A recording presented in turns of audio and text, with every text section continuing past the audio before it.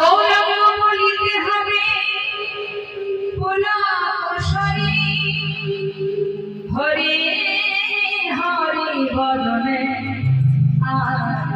নয়নে বহিনী, নয়নে বহিনী। কথা বলিতে মহাজন বলছেন গৌরাঙ্গ বলিতে হবে পুলকেশ্বরী, হরি হরি বদনে নয়নে বহিনী। ভগবানের নাম যদি করতে চাও তাহলে নাম করবার সময় তোমার ভিতরে থাকবে আনন্দ, আনন্দ রাখতে হবে। আমরা ভগবানকে যখন ডাকি, কখন ডাকি ভগবানকে? যখন কিনা কোনো বিপদে পড়ি, কাঁদতে কাঁদতে একেবারে ঠাকুর ঘরের সামনে গিয়ে হাজির হই। সুখের সময় যাই না তার ঘরে, দুঃখ হলে যখন আমরা বুঝতে পারি দুঃখ মোচনের জায়গা আর কোথাও নেই, আছে একমাত্র ঠাকুর ঘরে, তখনই গিয়ে তার কাছে গিয়ে আমরা বসে বসে কাঁদি, দুঃখ জানাই। তা মহাজন বললেন তুমি তোমার সুখের জন্য ঠাকুর ঘরে বসে বসে কাঁদছো, ভগবানের কাছে দুঃখ প্রকাশ করছো না। সংসার জীবনের দুঃখ কষ্ট নিবারণের জন্য ভগবানের কাছে যাওয়ার দরকার নেই। কেন নেই? এটা তো সংসার, এই সংসারের মধ্যে সুখ দুঃখ দুই ভাই, এরা আসবে যাবে। তুমি যতই সুখের কামনা করো না কেন, সুখ কি সবসময় ভালো লাগবে? মনে হয় বাবা আমাদের জীবনটা হচ্ছে একটা থালা, মানে সেবা করি যে থালাতে আমরা, খাওয়ার থালা, হ্যাঁ ভোজনের থালা। তা যখন আমরা খেতে বসি মা, আমাদের সামনে যে খাওয়ার থালাটা থাকে, হ্যাঁ তার মধ্যে কি কি থাকে? তার মধ্যে অন্ন থাকে, রুটি থাকে, সবজি থাকে, ডাল থাকে, তাই না? আবার হয়তো কোনো একটা ভাজা থাকে, পাশে একটু চাটনি থাকে, সব রকম থাকে না? তাহলে সব রকম আপনার সামনে আছে সেবার থালাটা, অর্থাৎ আপনার জীবনটাও তাই। এবার মনে করুন আপনার এই থালার মধ্যে যা যা আছে তার মধ্যে শুধু চাটনিটা বেশি ভালো লাগে আপনার। যে চাটনিটা আপনার ভালো লাগে সেটা যদি থালা ভর্তি করে দেওয়া হয়, ভালো লাগবে খেতে? ভালো লাগবে না। যেটা আপনার প্রিয় সেটা যদি থালা ভরে দেওয়া হয়, শুধু সেটা দিলে কিন্তু আপনার ভালো লাগবে না।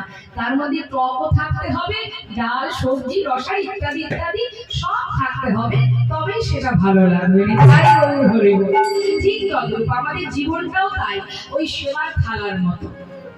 এর মধ্যে সব রকম থাকতে হবে, তবেই তুমি শান্তি পাবে, তৃপ্তি পাবে, সুখ পাবে, আনন্দ পাবে। যদি তোমার জীবনে শুধু আনন্দটাই থাকে, জেনে রাখবে মানুষের কাছে যেটা থাকে, মানুষ তার বিপরীতটা সর্বদাই আশা থাকে। সর্বক্ষণ যদি তোমার সুখ থাকে মা, কোনো অভাব নেই, কষ্ট নেই, দুঃখ নেই, তুমি দেখবে তোমার মনটা কিন্তু ভালো লাগবে না।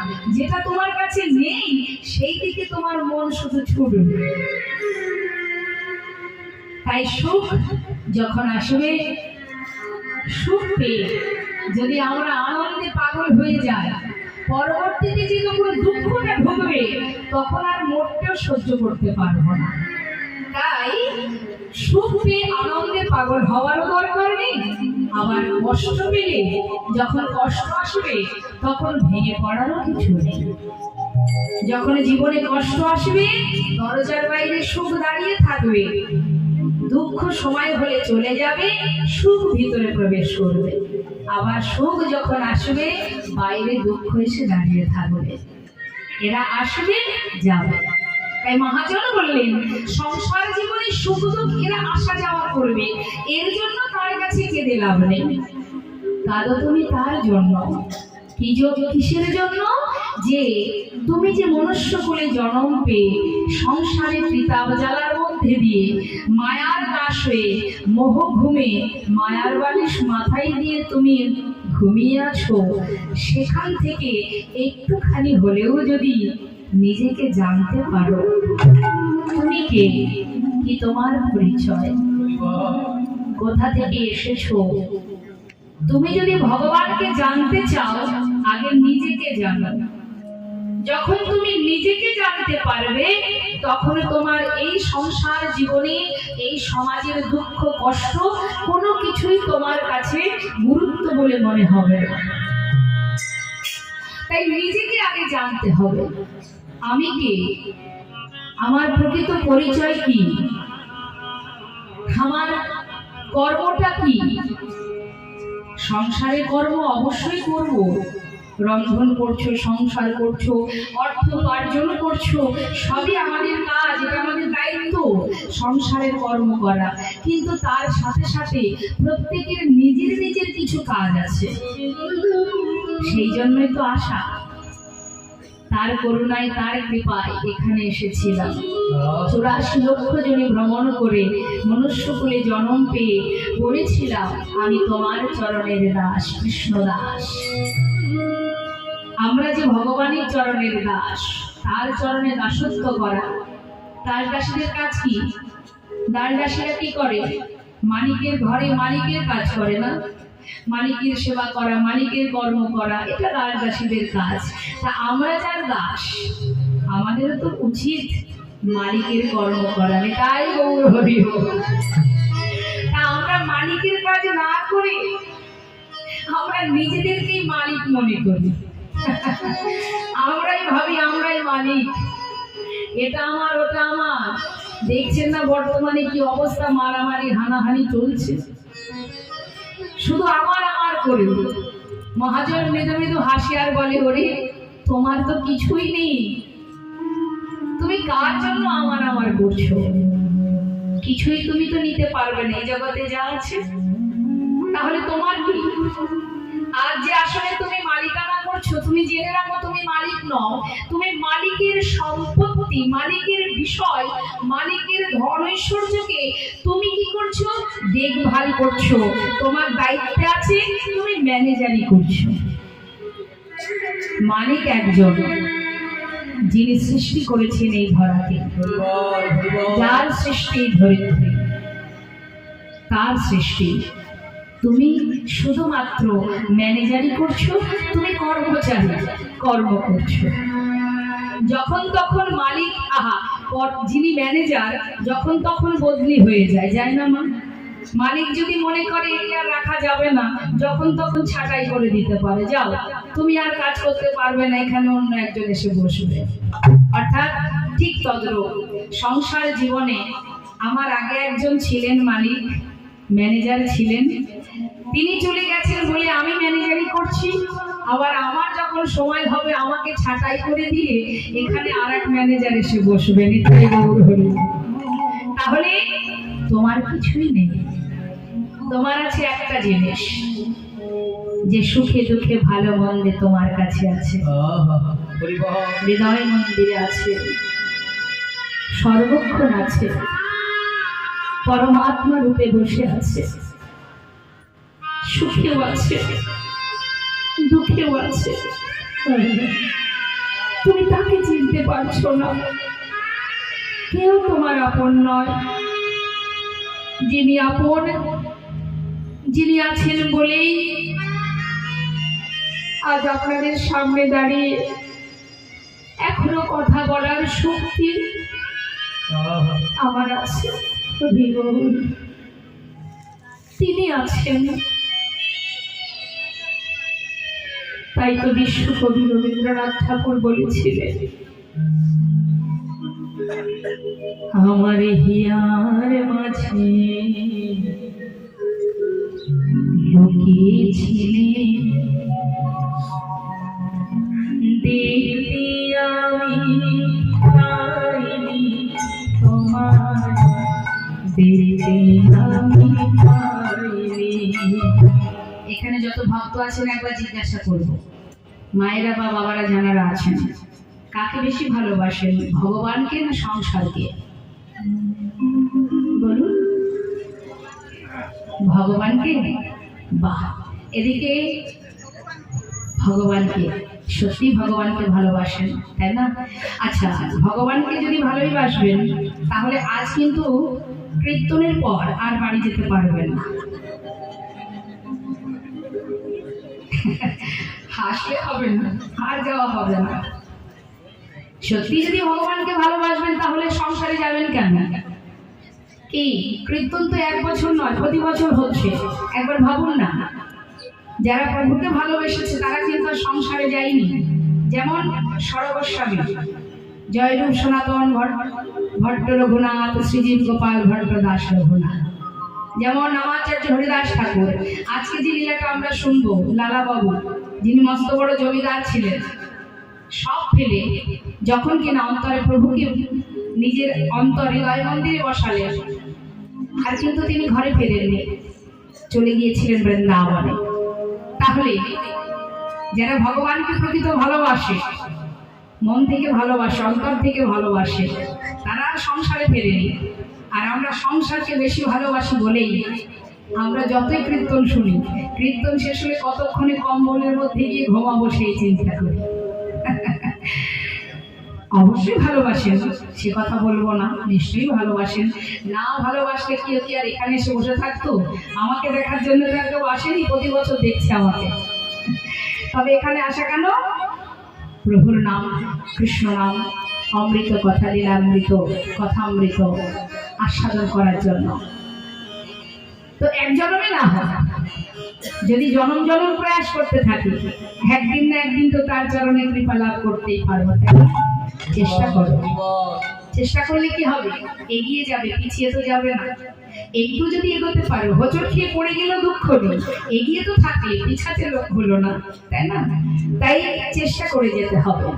আজ মহাজন বললেন যে গৌরাঙ্গ বলিতে হবে পুলক শরীর, মনে আনন্দ রাখো, হরি হরি বদনে নয়নে বহেনি।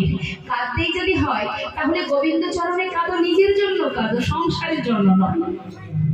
সংসারের জন্য কাঁদতে হবে না, কারণ তুমি তোমার সংসারে দেখার মালিক নও। কারণ এসেছো তুমি যেমন একা, যাবেও তো তুমি একা, তাই না? তা তুমি দেখার মালিক নও, তুমি তোমার দায়িত্ব পালন করছো, করো, কিন্তু তুমি তাদের জন্য তোমার কিন্তু লাভ নেই। তুমি তোমার কর্তব্য পালন করো, ভরসা করো তার চরণে, সঁপে দাও তার চরণে। একজন ব্যক্তি বাবা মনে পড়ে গেল, তার বাবা মারা গেছে বলে সে খুব সংসারের পুরো দায়িত্ব তার পড়ে গেছে। মায়ের একটু মন দেবেন, যখনই বাবা চলে গেছেন সংসারের পুরো দায়িত্বটা তার পড়েছে। যখন পুরো দায়িত্ব তার পড়েছে, সে চলতে ফিরতে যেখানেই যায় সর্বক্ষণ মাথার মধ্যে একটা চিন্তা, আমার যদি কোনো বিপদ হয়ে যায় আমার সংসার কি করে চলবে। এটা আমরা ভাবি না বাবা? দেখবেন অনেকেই আছে, জানিস ভাই আমার যদি কিছু হয় আমার পরিবারের কি যে হবে আমি জানি না। তা একদিন গুরুদেবকে গিয়ে বলছে, গুরুদেব আমি সংসারের পুরো দায়িত্ব নিয়ে চলি, আমার যদি পথে ঘাটে কোনো বিপদ হয়ে যায় আমার সংসারটা কি হবে। তাই গৌর হরি বলে জেনে রাখবেন, এই যে কাল, সময়, সমন, এর হাতে আমাদের সবাইকে যেতে হবে। আজ না হোক কাল, মরতে আমাদের সবাইকে হবে। কারণ কাল কারোর বন্ধু নয়, সময় কারোর বন্ধু নয়। সময়ের অধীনে আমরা সময় আমার অধীনে নয়, সময়ের অধীনে আমরা চলি। তাহলে সময় যখন হবে আমাদের যেতে হবে। ঠিক কেমন জানেন তো বাবা, কসাইখানায় যেমন মায়েরা তো দেখেছেন যেখানে পশুকে কাটা হয়, তা যে ব্যক্তি, যে জল্লাদ, যে ব্যক্তি পশুকে কাটে, তা পশুকে যখন তার হাতের অস্ত্র দিয়ে, দা হোক বা বড় ধারালো অস্ত্র দিয়ে যখন কাটে, একটা পশুকে যখন কাটে পাশে আর একটা পশু বাঁধা থাকে, তার মুখে আবার খাবারও দেয়া থাকে, সে কিন্তু আপন মনে মনের সুখে খায়। হ্যাঁ, ওপরে ফ্যান চলে, হাওয়া হয়, তার গায়ে হাওয়াটাও লাগে, সে তো জানে না সে মনের আনন্দে খাবার খাচ্ছে, কত সুন্দরভাবে এদিকে পাখার হাওয়া খাচ্ছে। কিন্তু যে কসাই বসে বসে পশুকে কাটছে, তার হাতে যে ধারালো অস্ত্রটা আছে, তার হাতে তো কারোর ক্ষমা নেই। সে পশু জানে না যতই আমি সুখে থাকি, সময় যখন হবে আমাকেও ওখানে পৌঁছাতে হবে। তাই গৌর হরি। ঠিক তদ্রূপ যেতে আমাদের সবাইকে হবে। তুমি চিন্তা করার কে? ভাবছো বসে চলবে কিসে? তুমি ভাববার কে? যার ভাবনা সেই ভাবে, তুমি ভাবো তার। হরি বল, হরি বল। তবে হ্যাঁ, যদি বলো তাহলে ভয়টাকে যদি তুমি নিজের মন থেকে দূরীভূত করতে চাও, ভয়কে যদি জয় করতে চাও, ভয়কে জয় করার জন্য জগতে কারোর কাছে যেতে হবে না। কেউ পারবে না তোমার ভয় কাটাতে, একজন পারবে।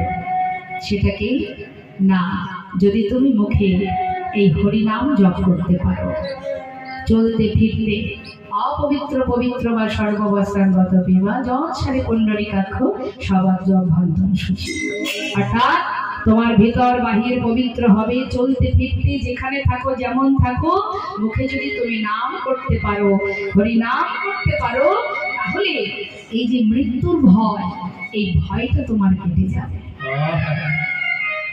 পরমার্থিক জগতে পরমেশ্বর ভগবানের স্মরণে যে করবে, তার আর ভয় থাকবে না। সর্বদাই সে তোমার কাছে আছে। তুমি ভয় পেও না, তুমি তোমার কর্ম করো।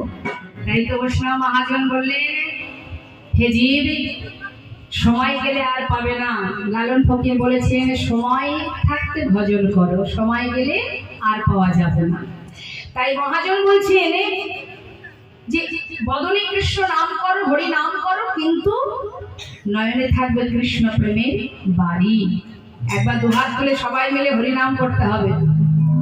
এত সময় আমি গাইলাম, এবার আমি একটু শুনবো।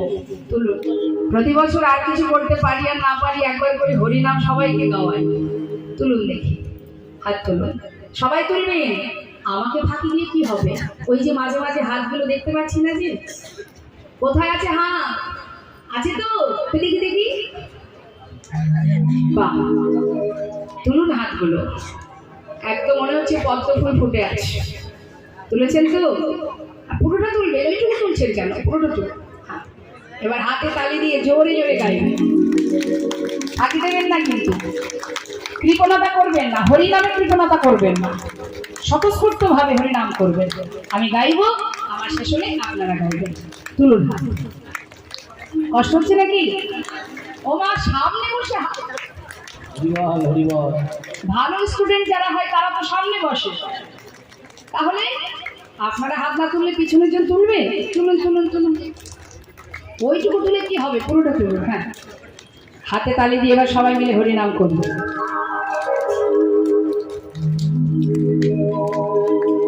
প্রত্যেকে তুলবেন, হরি বল, হরি বল।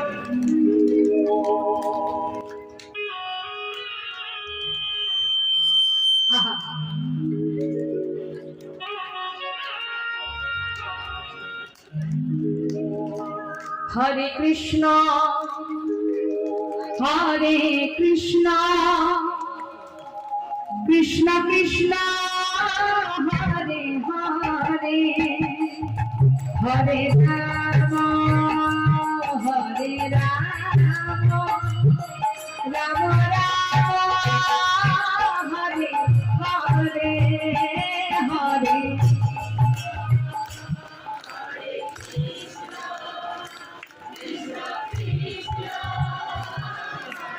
বাবা, হরি বল।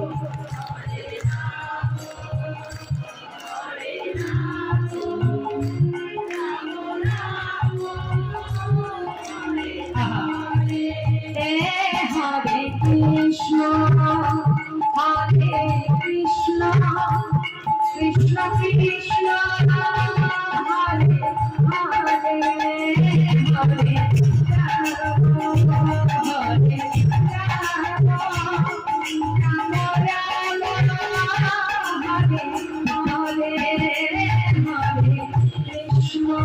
বলুন বলুন।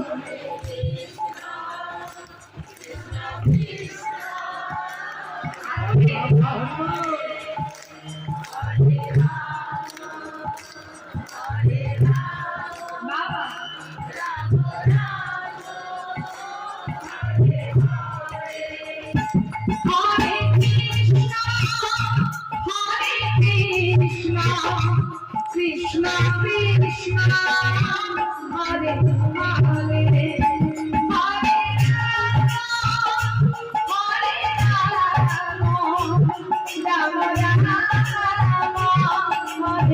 রাধে হরে কৃষ্ণ আহা বাবা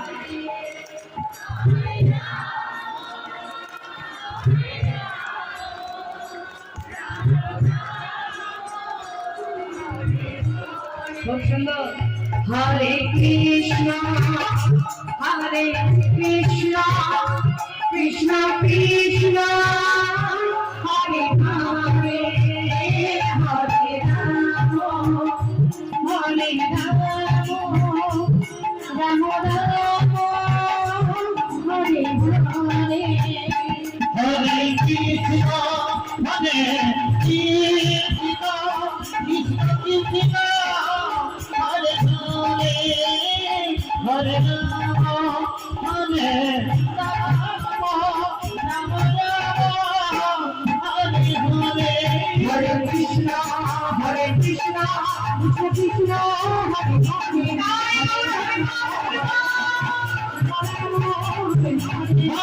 কৃষ্ণ হরে হরে হরে কৃষ্ণ কৃষ্ণ কৃষ্ণ হরে হরে হরে রাম হরে রাম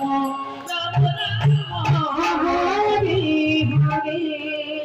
নাম ছাড়া কলিজীবের নাহি আর ধর্ম সর্বধর্ম সার নামে শাস্ত্র মর্ম হরের নাম এব কেবলম কলো নাস্তেব গতির অন্যথা নাম ছাড়া গতি নাই মা উদ্ধারের আর কোনো রাস্তা নেই তাই হরি নাম সার করো আজই করুণাময় মহাজন বললেন গৌরাঙ্গ বলিতে হবে পুলক শরীর হরি হরি বদনে নয়নে বহে দীপ